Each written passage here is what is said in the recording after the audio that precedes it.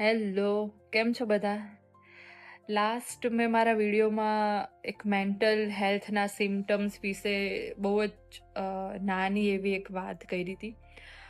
તો કેમ તમને આવા થોડું પણ મેન્ટલ હેલ્થ રિલેટેડ થોડા પણ ડિસ્કમ્ફર્ટ હોય તો કેમ તમારે કોઈને કન્સલ્ટ કરવું જોઈએ?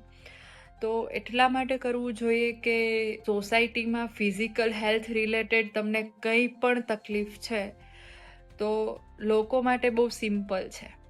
પણ જ્યારે તમે મેન્ટલ હેલ્થ માટે તમે સાયકિયાટ્રિકને કન્સલ્ટ કરો છો, સાયકોથેરાપિસ્ટને કન્સલ્ટ કરો છો કે તમે મેન્ટલ હેલ્થ રિલેટેડ કોઈ મેડિસિન લઈ રહ્યા છો, તો લોકો તમને ગાંડા જ માનશે કે આ તો પાગલ થઈ ગઈ છે કે આ તો પાગલ થઈ ગયો છે.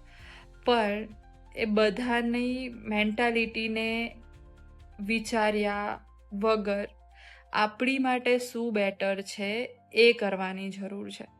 જેમ કે તમને હાર્ટ રિલેટેડ તકલીફ છે તો તમે મેડિસિન લેવાના છો, તમને પગ દુખે છે તો તમે મેડિસિન લેવાના જ છો.